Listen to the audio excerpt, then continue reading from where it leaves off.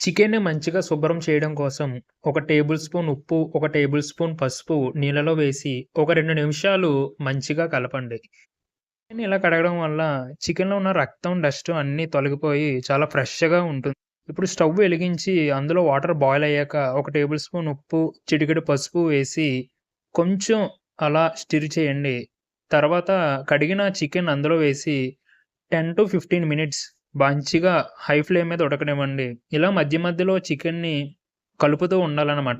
అలా మధ్య మధ్యలో తిప్పడం వల్ల చికెన్ అనేది నలుమూలలా బాగా ఉడుకుతుందనమాట.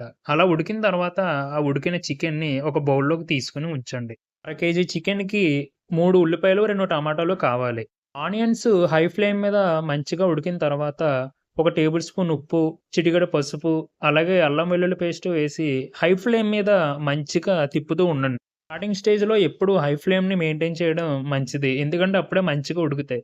తర్వాత మసాలాలు వేసుకోండి. మసాలాలు వేసేటప్పుడు మాత్రం స్టవ్ ఎప్పుడు మీడియం టు లో ఫ్లేమ్‌లో మాత్రమే ఉండాలి. లేదంటే కూర అనేది చేదొచ్చేస్తుంది. అలా లో ఫ్లేమ్‌లో ఆ మిశ్రమాన్ని ఒక 5 నిమిషాల వరకు అలా తిప్పుతూ ఉండండి. అలా 5 నిమిషాలు అయిన తర్వాత మరింత రుచి కోసం ఒక 100-125 ఎంఎల్ పెరుగు తీసుకొని లో ఫ్లేమ్‌లో ఆ మిశ్రమం మీద ఎయండి. ఇలా చేయడం వల్ల ఆ కర్రీకి ఇంకా కొంచెం రుచితనం వస్తుంది. అప్పుడు కర్రీ ఇంకా కమ్మగా ఉంటుంది. అలా అయ్యిన తర్వాత దానిలోకి ఒక 2 టేబుల్ స్పూన్స్ కారం వేసి మళ్ళీ మంచిగా కలపండి. కారం మీడియం టు లో ప్రిఫర్ చేయండి. ఎందుకంటే చివర్లో పచ్చిమిరపకాయలు వేసినప్పుడు ఆ ఘాటు ఇంకా గట్టిగా ఉంటుంది. అప్పుడు కారం వల్ల కూర మొత్తం చాలా కారంగా ఉంటుంది ఘాటుతో పాటు. ఉడకబెట్టిన చికెను ఆ మిశ్రమంలో వేసి హై ఫ్లేమ్‌లో ఇప్పుడు పెట్టండి.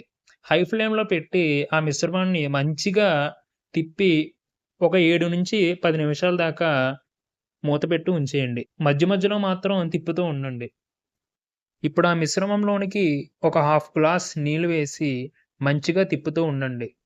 ఇప్పుడు 2-3 పచ్చిమిరపకాయలు నిలువుగా కోసి ఆ మిశ్రమంలోకి వేసి ఒక 3 నిమిషాలు మీడియం ఫ్లేమ్ మీద ఉంచి మూత పెట్టేయండి. నిమిషాలు అయిన తర్వాత కర్రీలోంచి ఇలా బెలూన్స్ వచ్చినప్పుడు ఒక హాఫ్ లెమన్ పూర్తిగా అందులోకి పిండేయండి. ఒక 2 మినిట్స్ లో ఫ్లేమ్‌లో ఆ మిశ్రమాన్ని అలా కలుపుతూ ఉండండి.